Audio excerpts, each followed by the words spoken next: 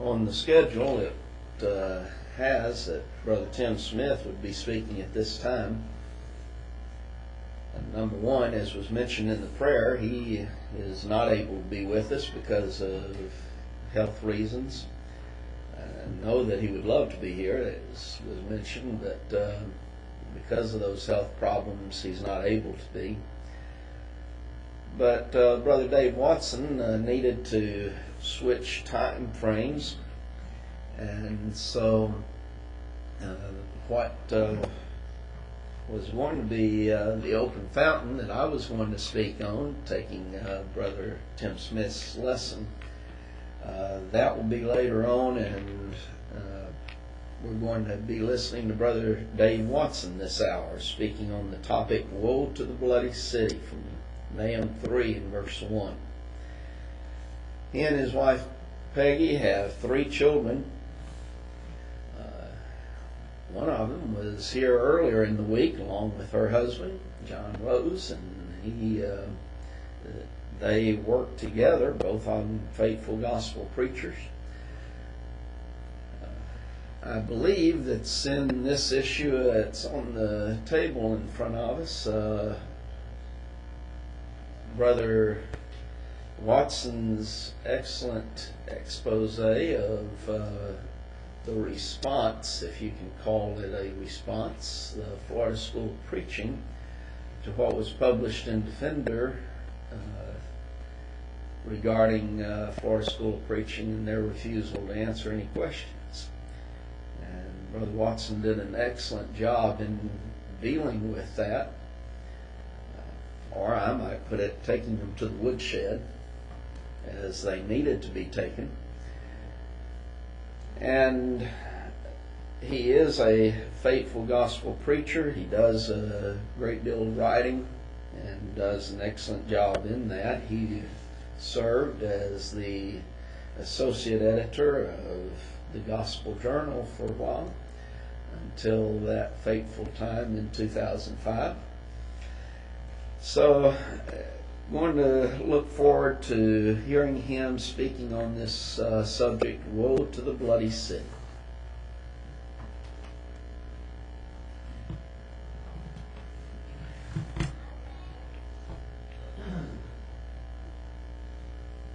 Bellview congregation is a great teaching congregation, and I appreciate the congregation having and hosting this lectureship and providing this platform for teaching.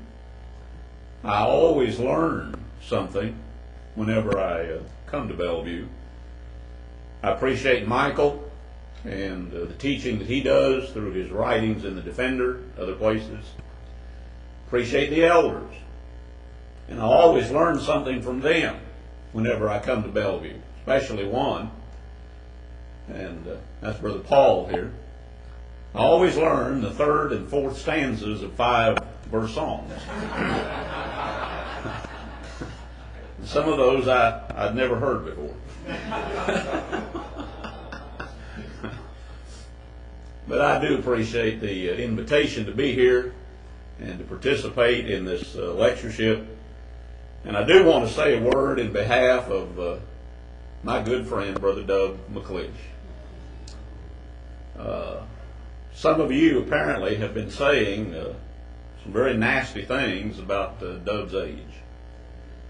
And I just wanted to let you know that recently we were emailing one another, and I just mentioned something about where I was and what I was doing about 40 years ago in 1969. Well, Doug wrote back, and amazingly he can tell you exactly where he was living, where he was preaching, what was going on in the congregation, what was going on in the world. Man has an amazing memory, just has a memory like an elephant.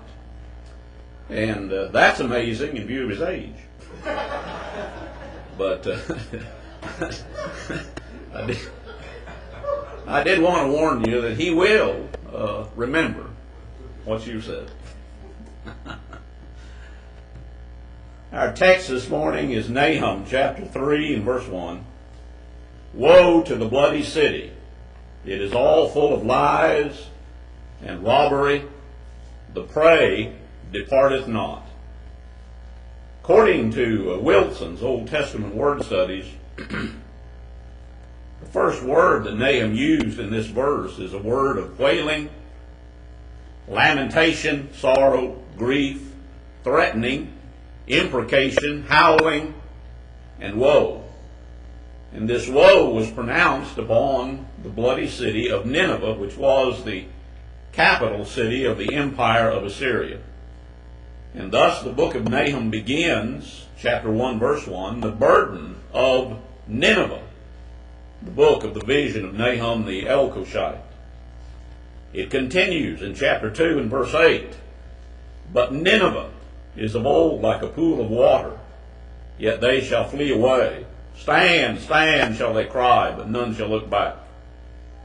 And then in the last chapter, chapter 3, it ends, chapter 3 and verse 7, saying, it shall come to pass that all they that look upon thee shall flee from thee, and say, Nineveh is laid waste, who will bemoan her?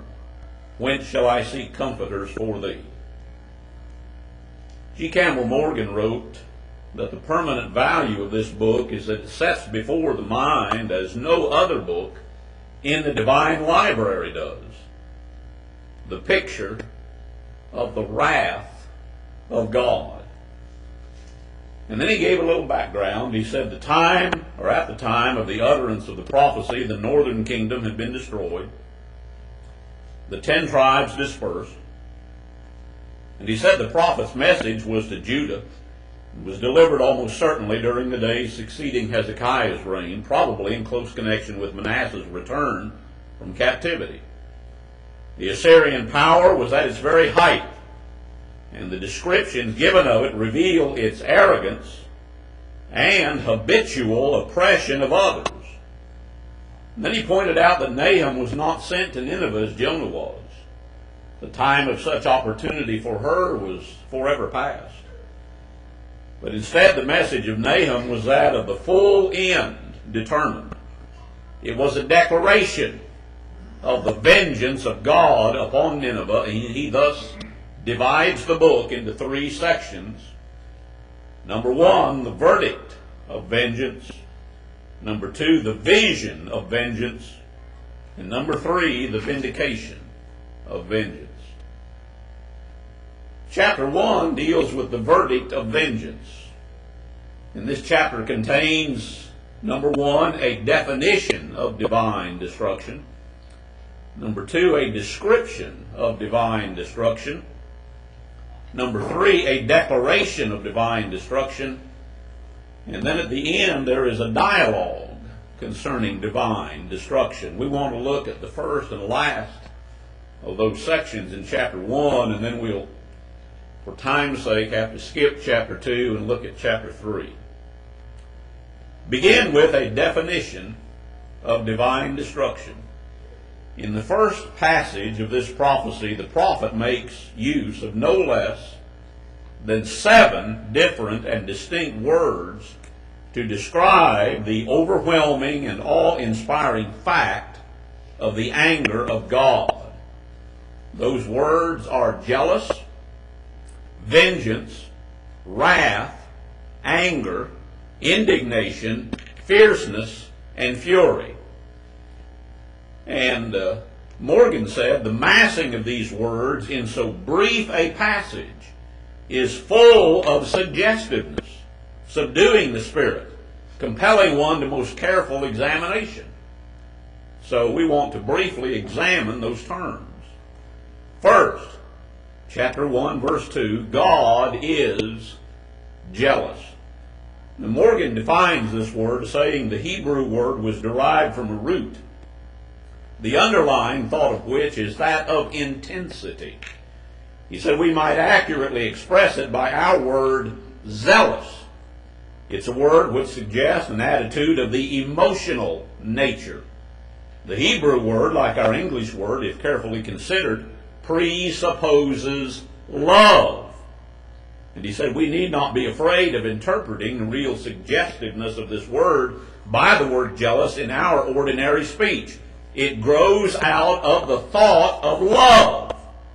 And it describes the wrath of God subjectively, that is, as to what he feels within himself, and helps us to find the deepest fact in his anger. Now he said there is a jealousy which is mean, petty, and self-centered, but he said that is not the suggestion of this word. Why does God act in jealousy? Because he's acting out of love. Secondly, Nahum wrote, the Lord revengeth. The Lord revengeth and is furious. The Lord will take vengeance on his adversaries. Again, Morgan wrote, we have the quite simple idea here of definite punishment. And he said we must remember that punishment is retribution and never retaliation in the economy of God. Vengeance on the part of man means retaliation. But he said vengeance on the part of God always means retribution. And then he said if the word jealous presupposes the emotional nature and indicates the subjective fact, the word vengeance presupposes the volitional nature and indicates the objective aspect of the same fact. Thirdly, Nahum wrote that God reserveth wrath for his enemies. Morgan also defined this, saying, here we have perhaps the strangest thought of all. He said the Hebrew word comes from another word which means to cross over. And he said this particular word was perpetually used by the Hebrew people to indicate the other side of Jordan, and almost invariably referred to the eastern side thereof. Consequently, he said, the word wrath suggests a change in the divine attitude. Judgment, he said, is his strange act. God willeth not the death of a sinner, but in certain conditions that are discoverable in the prophecy of Nahum, God inflicts the death penalty on a sinner. In wrath, he has crossed over necessarily. And the resulting attitude is the opposite of tenderness and healing and compassion. Next, he takes two words together, fourth and fifth. Nahum wrote in verse 3, the Lord is slow to anger and great in power, and will not at all acquit the wicked. And then in verse 6 he said, who can stand before his indignation? Morgan said we take these two words together, for they are both pictorial. Of anger, the root thought is hard breathing. Of indignation, the suggestion is that formidable and terrible aspect of anger which accompanies hard breathing, foaming at the mouth. But he said these are pictorial words which startle and alarm us, especially when used of God. But he said the prophet employs them to indicate the outward expression of his essential anger. And then the last two, number 6 and 7. In verse 6, Nahum said, who can abide in the fierceness of his anger? His fury is poured out like fire, and the rocks thrown down by him. Morgan wrote concerning these two words, again, he said we take two words. Fierceness means burning. Fury means heat. And he said these are words that add intensity to every other word employed and thought suggested. He then summarized this definition of divine destruction, saying this is only a grouping of words. But he said it is impossible to read the paragraph containing them without recognizing that Nahum saw God angry. Every Hebrew word found in the Bible suggesting anger is packed into the compass of that brief and awful description. Nahum saw God jealous and exercising vengeance. He saw him in wrath, having crossed over from that attitude with which the prophets and the people were familiar. Saw him with all the expressions of wrath, anger, and indignation. Saw him in vengeance, fierce in its burning, and white hot in its intensity. That's a definition of divine destruction. The last section of this particular chapter contains also a dialogue concerning divine destruction.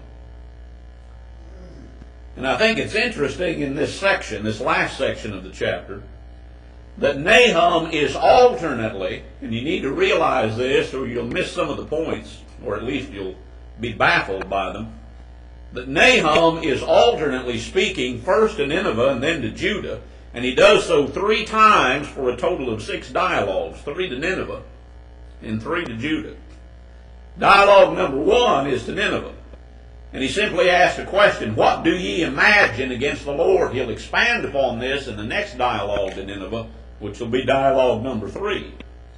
But Morgan wrote, this hints at the deepest sin of Nineveh, namely that she set herself up willfully against the power of God.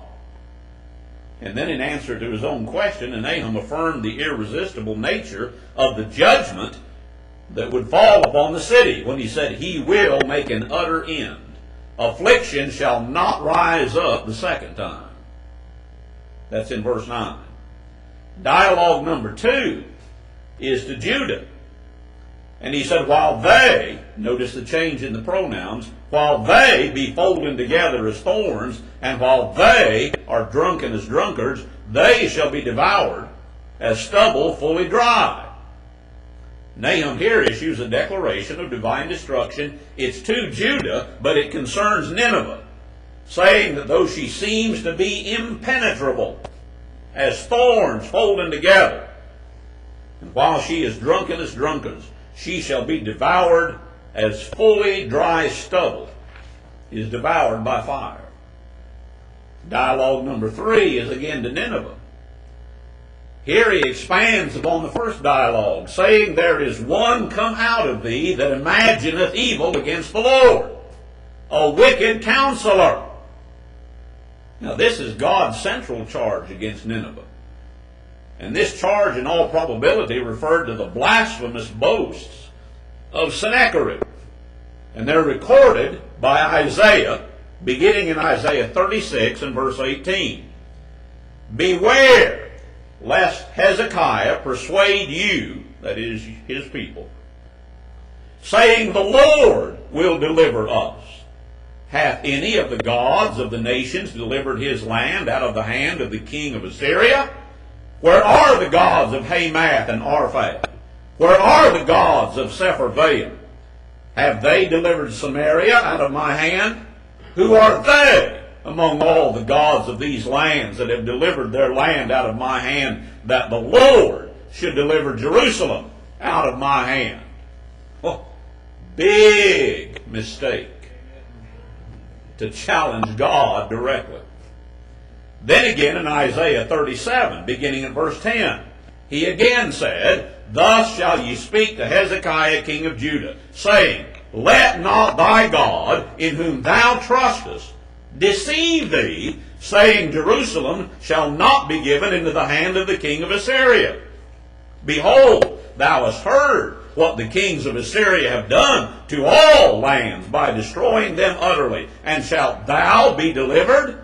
Have the gods of the nations delivered them which my fathers have destroyed, as Gozan and Haran and Rezeph and the children of Eden, which were in Telassar? Where is the king of Hamath, and the king of Arphad, and the king of the city of Sepharvaim, Hena and Ivah? Bad mistake. Because God responded to the blasphemous boasting of Sennacherib that night. And we read about this in 2 Kings 19, beginning at 35, verse 35. It shall come to pass, or it came to pass, that night, that the angel of the Lord went out and smote in the camp of the Assyrians 185,000 soldiers. And when they arose early in the morning, behold, they were all dead corpses. So Sennacherib, king of Assyria, departed and went and returned and dwelt at Nineveh. Wise decision. Again, in the Chronicles account, 2 Chronicles 32, 21 and 2, the Lord sent an angel which cut off not just the privates in his army. Read this. All the mighty men of valor and the leaders and captains in the camp of the king of Assyria. So he returned with shame of face to his own land, and when he was come into the house of his gods, these are the same gods he was bragging about earlier, that they came forth, or they that came forth of his own bowels, slew him there with the sword. His gods could not even protect him in their own house.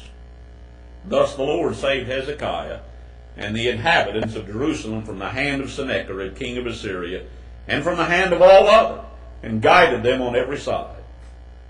That's what's behind this dialogue. Now, dialogue number 4 is again to Judah. Thus saith the Lord, though they be quiet, and likewise many, yet thus shall they be cut down when he shall pass through. Though I have afflicted thee, I will afflict thee no more.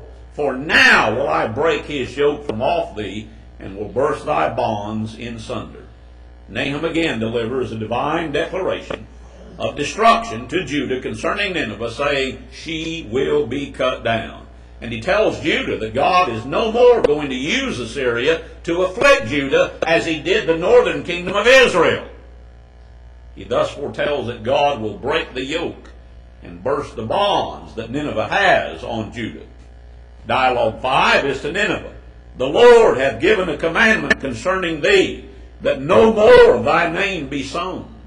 Out of the house of thy gods will I cut off the graven image and the molten image. I will make thy grave, for thou art vile. I only remember one other time in the scriptures where God was said to have made anyone's grave, and that was Moses, when he died. God did that because Moses was righteous. In this case, he says, I'm going to make Nineveh's grave. And it's not because you're righteous, just the opposite. And here, it's because you're vile. Dialogue number 6, the last one, is to Judah. Behold upon the mountains the feet of him that bringeth good tidings, that publisheth peace. O Judah, keep thy solemn feast, perform thy vows, for the wicked shall no more pass through thee. He is utterly cut off. This last dialogue is actually one of good tidings, or good news, at least to Judah. It will bring peace to Judah. She can now keep her solemn feasts. She can now perform her vows, because wicked Nineveh will no more pass through Judah. And this last declaration of divine destruction is that Nineveh is utterly cut off.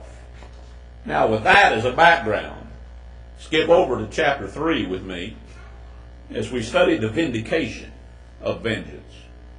This last movement of the prophecy is devoted totally to the vindication of Jehovah in his actions with regard to Nineveh, and it's a fitting defense of the introductory declarations concerning God's character. Here in detail, vice and vengeance are shown in their interrelation, the first being the reason of the second therefore the inevitable result of the first. Morgan said there are 4 movements in this final message, and thus he outlined this chapter as follows. Vice declared and vengeance, vice described and vengeance, vice dissected and vengeance, and finally vice destroyed. First of all, Nahum declared the vice of Nineveh in chapter 3 and verse 1 when he said, woe to the bloody city, it is all full of lies and robbery, the prey departeth not. This city is described as a bloody city. It is a city filled with lies, a city filled with robbery, a city that preyed upon others. Just to give you a quick or brief background here, before we continue. In the 8th and 7th centuries BC, Nineveh, the capital city of Assyria, became and continued to be a world empire. In about the year 626, Ashurbanipal died, and the king of Babylon, or the man who was ruling Babylon at that time, Nabopolassar, declared his independence from Assyria. Now, Assyria had been a nation that was aggressive. gobbling up other nations for many years. They did that to Babylon, Elam, to the Medes. Going the other direction, they did it to Syria, they did it to Cilicia, they did it to Palestine. They even went all the way down and conquered in Egypt. And all of these were supposed to be subject, and were subject to, Assyria. But in about 626, Nabopolassar revolted and declared himself king of Babylon. Cyaxares, the king of the Medes, did the same. And for about the next 12 years, Assyria was on the decline, while Babylon and the Medes were rising in power. Finally, in the year 614 BC, the combined forces of the Babylonians and the Medes attacked the city of Nineveh. And this is what's being described here in chapter 3, beginning about verse 2. Nahum is describing the vengeance of God that would come upon Nineveh, and he does so using 7 illustrations. These are things that the people standing on the wall of the city of Nineveh could see and hear as the Babylonians and the Medes approached. First, the noise of the whip. Second, the noise of the rattling of the wheels. That would be the wheels of the chariots. Third, the prancing horses. Fourth, the jumping chariots. Fifth, the horsemen who lift up a bright sword and a glittering spear. Number 6, this is what was left in their wake. A multitude of slain, a great number of carcasses. So many so that the record says there is none end of their corpses. And finally, number 7, the survivors have so many dead bodies amongst themselves that they stumble upon those corpses. That's God's declaration of vice and vengeance. Secondly, vice is described and vengeance. Nahum now describes the vice of Nineveh. He describes her as a well-favored harlot, with a multitude of whoredoms, who selleth nations through her whoredoms. He then describes her as the mistress of witchcrafts, who selleth families through her witchcrafts. And then for the second and final time in the book, he describes God as saying in chapter 3 and verse 5, Behold, I am against thee, saith the Lord of hosts. Of all the things you want to hear God say, this is not one of them. Come Judgment Day, you do not want to hear God say, Behold, I am against thee. Nahum next describes the vengeance of God that would come upon Nineveh because of her whoredoms. He said, I will discover thy skirts upon thy face, and I will show the nations thy nakedness, and the kingdoms thy shame. Because of her witchcrafts, God said, I will cast abominable filth upon thee, and make thee vile, and set thee as a gazing stock. And finally, Nineveh is described as being forsaken, and waste, and comfortless. When Nahum wrote in verse 7, It shall come to pass, that all they that look upon thee shall flee from thee, and say, Nineveh is laid waste. Who will bemoan her? Whence shall I seek comforters for thee? Thirdly, vice is then dissected by Nahum and vengeance. Addressing himself to Nineveh, Nahum inquired, Art thou better than populous No? This is a reference to No, Ammon, or also known as Thebes, down in Egypt. That was the capital of Egypt. It was a well-fortified city that had stood for some 400 years until in the 660s BC, the Assyrians made 2 expeditions down into Egypt and ultimately conquered the city of No, or No Ammon, or Thebes. Now, Nahum's point is that if No Ammon or Thebes, which was not nearly as corrupt as Nineveh, had been destroyed, notwithstanding her strength. How much more certain was the destruction of Nineveh in view of her greater corruption? And that corruption is indicated in the way that the Assyrians treated the people of No Ammon or Thebes. First of all, he notes her strength. He said No was situate among the rivers. She had waters round about. Her rampart was the sea. Her wall was from the sea. In other words, a land army, which is what Assyria had to approach basically from one angle or one side. And that was the one they fortified the best. Thus they thought that this city could not be conquered. In addition to that, if she had problems, there was Ethiopia and Egypt, which were her strength. And the record says that was infinite. Put and Luban were her helpers, verses 8 and 9. And yet all of this strength was of no avail.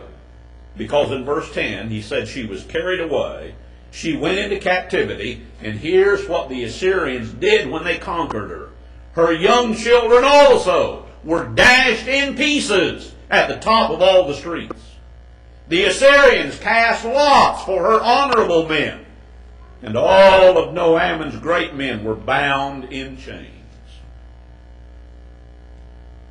I mentioned a moment ago the corruption of Nineveh.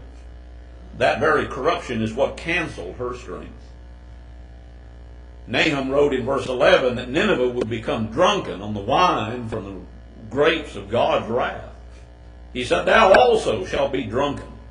And he said that Nineveh would disappear in spite of the fact that she sought strength from others also. He said, Thou shalt be hid, thou also shalt seek strength because of the enemy. But as we read earlier, no one would come to help her. Instead, they all fled away. This is where the vengeance of God is now set forth as proceeding from the outlying country into the very centers of the national life of Assyria and her capital city Nineveh. First of all, the outer fortresses are captured. Verse 12, All thy strongholds shall be like fig trees. With the first ripe figs, if they be shaken, they shall even fall into the mouth of the eater. Now the Babylonians and Medes approach closer. Then the gates of the land and the approaches to the capital are spoken of. When he said in verse 13, Behold, thy people in the midst of thee are as women. The gates of thy land shall be set wide open unto thine enemies. The fire shall devour thy bars. And finally, the city itself is seen in a state of siege when he writes in verses 14 and 15, Draw thee waters for the siege, fortify thy strongholds, go into clay and tread the mortar, make strong the brick kiln. He said, There shall be fire, or there shall the fire devour thee. The sword shall cut thee off. It shall eat thee up like the cankerworm.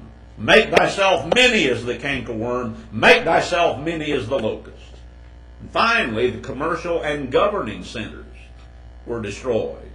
He noted, Thou hast multiplied thy merchants above the stars of heaven.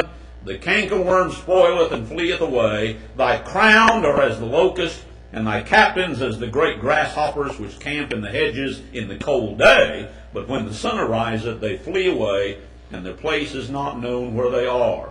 I mentioned earlier that the Babylonians and the Medes attacked the city of Nineveh beginning in 614. For 2 years, they couldn't even make a dent in the walls of that city.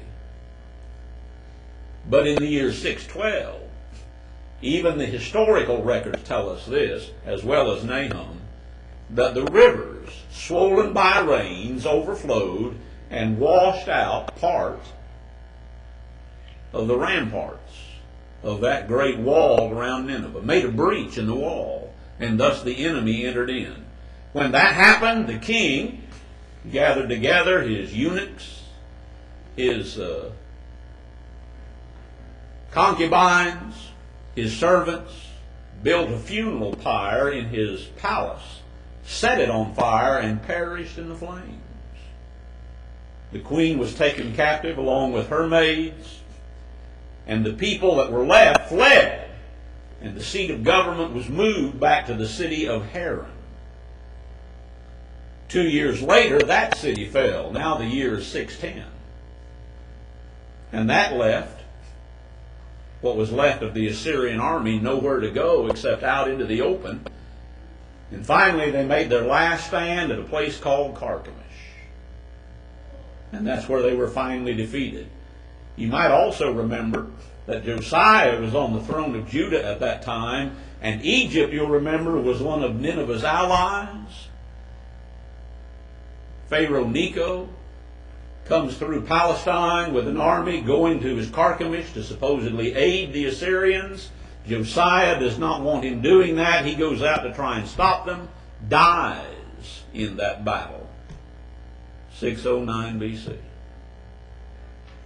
Just a little history to help illustrate what we've just read here. Finally, in this section, vice is finally destroyed. The universal verdict agrees as to the righteousness of God's judgment. When we read, "Thy shepherds slumber, O king of Assyria, thy nobles shall dwell in the dust, thy people is scattered upon the mountains, and no man gathereth them." There is no healing. And because of the universal oppression that was exercised by Assyria, instead we read, "There will be great rejoicing." The last verse says, "There is no healing of the bruise, thy wound is grievous." In other words, you're going to die. "And all that hear the bruit of thee shall clap the hands over thee, for upon whom hath not thy wickedness passed continually?" Vice in the city of Nineveh was destroyed. Some lessons real quickly to learn. When once asked by a lawyer, "What is the great commandment in the law?" Jesus responded saying, "Thou shalt love the Lord thy God with all thy heart, and with all thy soul, and with all thy mind. This is the first and great commandment." And then he said, "The second is like unto it, thou shalt love thy neighbor as thyself." And then he ended up saying, "On these two commandments hang all the law and the prophets." Matthew 22, 36 to 40.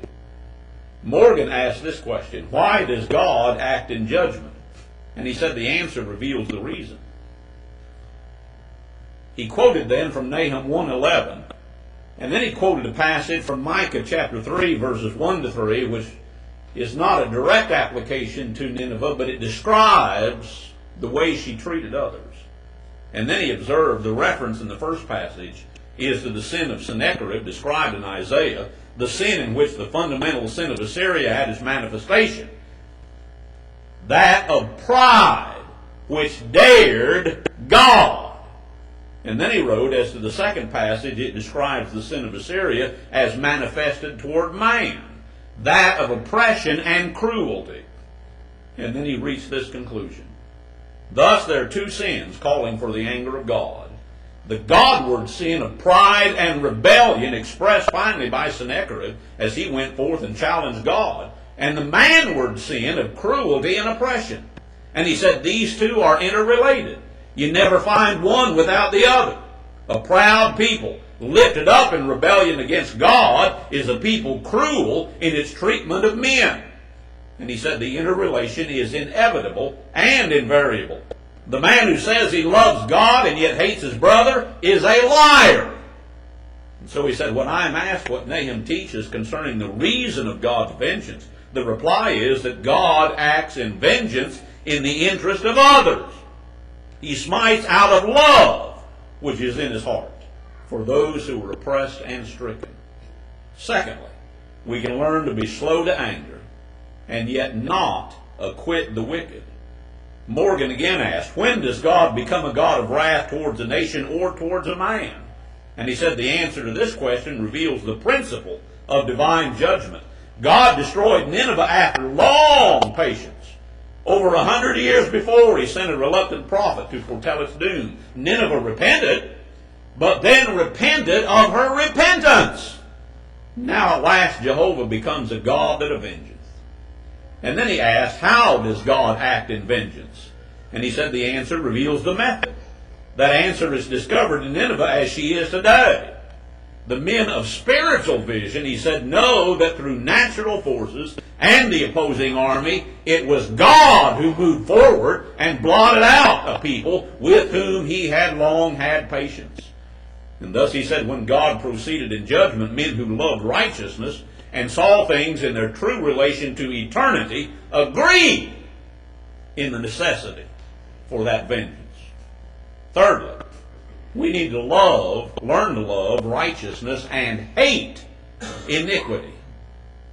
And the two correspond to one another directly. In other words, the more love of righteousness you have, the more hatred of iniquity you should have. Concerning Christ, the writer of the Hebrew letter said, thou hast loved righteousness and hated iniquity, Hebrews 1:9. He then added, therefore God, even thy God, hath anointed thee with the oil of gladness above thy fellows. Why was Christ anointed one?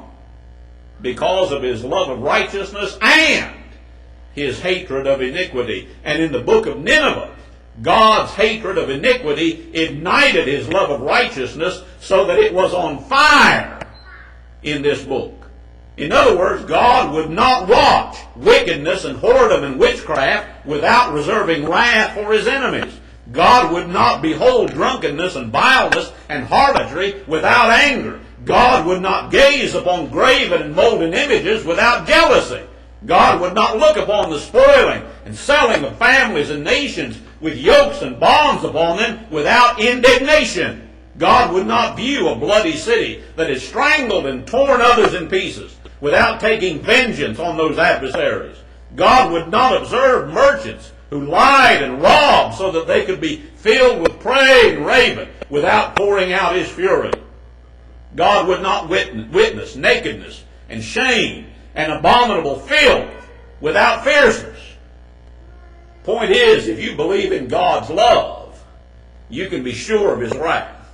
And thus Morgan wrote, in the hour in which you can persuade me that God is never angry, you can persuade me that he cannot love. And then he asked this question, and I'll ask you. Can you look at sin and wrong and oppression and not be moved? If so, it's because you're incapable of love. So Morgan said, if it be true that God cannot burn and smite and destroy in vengeance, then he's a God incapable of love. To believe in his love is to be sure of his wrath.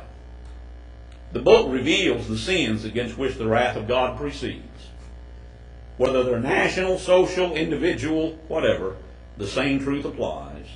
The sins against which God acts in vengeance are the pride that neglects him, the cruelty exercised toward fellow men, the impenitence which persists in spite of his slowness to anger, and that most awful repentance, which is repentance of repentance, the exercise of which man turns back to sin he is professed to have abandoned. For these sins, a divine declaration of destruction was pronounced upon Nineveh, chapter 3 and verse 1. Woe to the bloody city.